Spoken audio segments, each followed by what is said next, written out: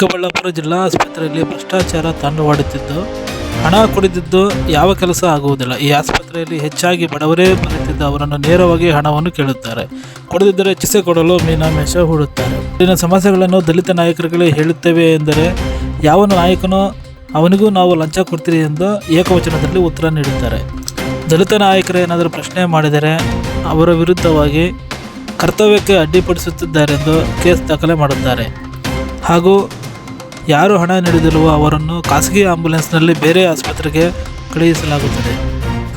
ಹೆರಿಗೆಗೆ ಬಂದವರಿಗೆ 10,000 ರೂಪಾಯಿ ಡಿಮ್ಯಾಂಡ್ ಮಾಡಿ ನಮ್ಮ ಮೇಲಧಿಕಾರಿಗಳಿಗೂ ಕೊಡಬೇಕೆಂದು ಉತ್ತರ ಕೊಡುತ್ತಾರೆ ಎಂದು ಕರ್ನಾಟಕ ದಲಿತ ಸಂಘರ್ಷ ಸಮಿತಿ ರಾಜ್ಯ ಸಂಘಟನಾ ಸಂಚಾಲಕರಾದ BN ಗಂಗಾಧರಪ್ಪನವರು ಆರೋಪಿಸಿರುತ್ತಾರೆ. ಯಾರೇ ಏನೇ ಆರೋಪ ಮಾಡಿದರೂ ಕೂಡ ಅಲ್ಲಿ ಭ್ರಷ್ಟಾಚಾರ ಕಡಿವಾಣ ಹಾಕಲು ಸಾಧ್ಯವಾಗುತ್ತಿಲ್ಲ. ಎಲ್ಲ ಸರ್ಕಾರಿ ಕಚೇರಿಗಳಲ್ಲೂ ಇದೇ ರೀತಿ ಭ್ರಷ್ಟಾಚಾರ ತಾಂಡವಾಡುತ್ತಿದೆ. ಯಾರು ಏನೇ ಹೇಳಿದರೂ ದುಡ್ಡು ಕೊಡುವವರೆಗೂ ಕೆಲಸ ಮಾಡುವುದಿಲ್ಲ.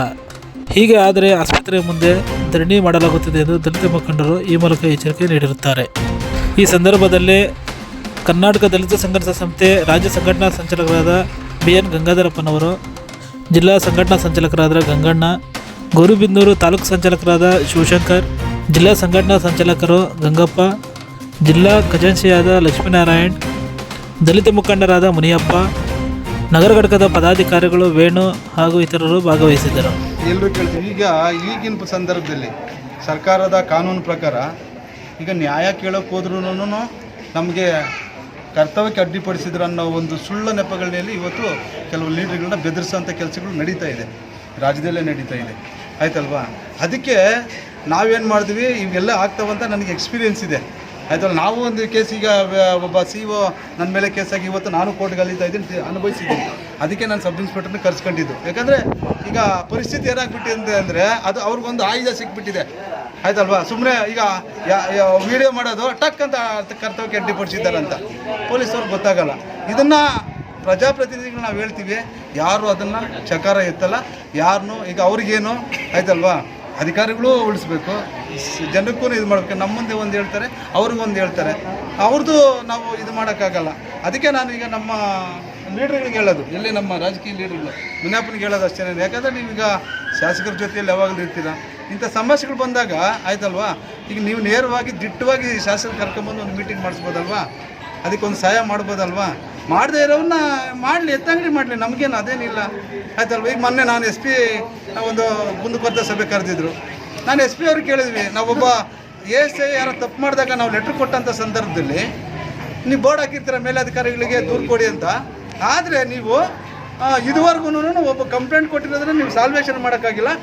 ನಾವು ಇಲ್ಲಿ ಅನಾಹುತಗಳ ಬಗ್ಗೆ ಮಾತಾಡೋಣ ಅಂತ ನಮ್ಮ ಸಬ್ ಇನ್ಸ್ಪೆಕ್ಟರ್ನ ಕರೆಸಿದ್ವಿ. ಬಟ್ ಅವ್ರ ಮುಂದೆನೇ ಡಿಸ್ಕಸ್ ಆದಾಗ ಅಂಥದ್ದು ಏನಿಲ್ಲ ಅಂತ ಹೇಳ್ಬಿಟ್ಟು, ಆಮೇಲೆ ನಮ್ಮ ಮುನಿಯಪ್ಪ ಅಣ್ಣನ ಏನೋ ಸಿಂಗ್ಲರಾಗಿ ಮಾತಾಡಿದ್ರು ಅಂತ ಕೇಳಿದ್ರು. ಬಟ್ ನನಗೆ ಈ ಮುನಿಯಪ್ಪ ಅಂತಲ್ಲ, ಯಾರೋ ಹೋಗೋ ಅನ್ನೋ ಥರ ಮಾತಾಡಿದ್ದೀನಿ, ನಾನೇನು ಇಲ್ಲ ಅಂತ ಹೇಳಿಲ್ಲ. ಬಟ್ ನಾನು ಆ ಮಾತು ಹೇಳಿಲ್ಲ ಅಂತ ಅವ್ರು ಹೇಳಿದ್ರು. ಆಯ್ತಲ್ವ? ಅದಕ್ಕೆ ಕೆಲವೊಂದು ಸಮಸ್ಯೆಗಳ ಬಗ್ಗೆ ಮಾತಾಡಿದ್ವಿ. ಆಮೇಲೆ DHOಗೂ ಮೆಸೇಜ್ ಕೊಟ್ಟಿದ್ದೀನಿ, ನೋಡಿ ಸರ್ ಹಿಂಗೆ ಅಂತ.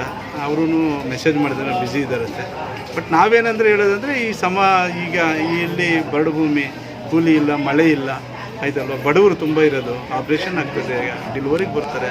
ಮತ್ತು ಈಗ ಕೆಲವ್ರು ಹೇಳ್ತಾರಂತೆ ಏನಾದರೂ ದುಡ್ಡು ಅದು ಇದು ಮಾಡಿಲ್ಲ ಅಂದರೆ ಮೇಲಿನ ಬೇರೆ ಹಾಸ್ಪಿಟ್ಲಿಗೆ ಹೋಗೋಣ ಥರ ಅವೇರ್ನೆಸ್ ಇದೆ ಅಂತ ನಮಗೆ ಇದೆ. ಅದರಿಂದ ದಯವಿಟ್ಟು ಇದನ್ನು ಬದಲಾವಣೆ ಮಾಡ್ಕೊಬೇಕು. ಆಯ್ತಲ್ವ? ಬಡವರು ಇಲ್ಲಿಗೆ ಜಾಸ್ತಿ ಹಾಸ್ಪಿಟ್ಲಿಗೆ ಬರೋದು, ಬಡವರಿಗೆ ನೀವು ಸಹಾಯ ಮಾಡಿ, ನೀವಿರೋದೇ ಬಡವ್ರಿಗೋಸ್ಕರ ಅಂತ ಹೇಳ್ಬಿಟ್ಟು ಹೇಳಿದ್ವಿ. ಅದನ್ನು ಅವರು ಒಪ್ಕೊಂಡಿದ್ದಾರೆ. ಅಷ್ಟಕ್ಕೆ ಇನ್ನು ಮುಂದೆ ಇದು ಥರ ಆಗಬಾರ್ದು ಸರ್, ಯಾರೂ ನಿಮ್ಮ ಬಗ್ಗೆ ಏನು ಮಾಡಬಾರ್ದು ಅಂತ ಹೇಳಿದ್ದೀವಿ. ಮತ್ತು ಮೂಲಭೂತ ಸೌಲಭ್ಯಗಳು ಸಾರ್ವಜನಿಕ ಆಸ್ಪತ್ರೆಯಲ್ಲಿ ಬಹಳಷ್ಟು ಜಲದ ಸಮಸ್ಯೆಗಳಿದೆ. ಆಂಬುಲೆನ್ಸ್ ಬಂದಾಗ ಭಾಳ ಹಿಂದುಳಿದಿರ್ತಕ್ಕಂಥ ಈ ಗೌರಿಬಿದನೂರು ತಾಲೂಕಿನಲ್ಲಿ ಯಾರಾದರೂ ಖಾಸಗಿ ಆಸ್ಪತ್ರೆಗೆ ರೆಫರ್ ಮಾಡೋದಾಗಿರ್ಬೋದು. ಆಮೇಲೆ 108 ಏನಾಗಿದೆ ಅಂತಂದರೆ ಚಿಕ್ಕಬಳ್ಳಾಪುರಕ್ಕೆ ಮಾತ್ರ ರೆಫರ್ ಮಾಡ್ತಾರೆ. ಇನ್ ಕೇಸ್ ಸೀರಿಯಸ್ ಕೇಸಸ್ ಆದಾಗ ವಿಕ್ಟೋರಿಯಾ ಹಾಸ್ಪಿಟ್ಲಿಗೆ ಮಾಡ್ತಾರೆ, ನಿಮಾನ್ಸ್ಗೆ ಬರ್ತಾರೆ. ನಿಮಾನ್ಸ್ಗೆ ಮಾಡಿದಾಗ ಬೇರೆ ಪ್ರೈವೇಟ್ ಆಂಬುಲೆನ್ಸ್ಗಳನ್ನು ತಗೊಂಡು ಹೋಗ್ತಾರೆ. ಉದಾಹರಣೆಗಳು ನಾವು ಕಣ್ಣಾರೆ ಕಂಡಿದ್ದೀವಿ. ದಯವಿಟ್ಟು ಇದನ್ನು AM ಅವರು ಇದನ್ನು ಅರ್ಥ ಮಾಡಿಕೊಂಡು ಮುಂದಿನ ದಿನಗಳು ಈ ಥರ ಜಲದ ಸಮಸ್ಯೆ ಆಗಬಾರ್ದು.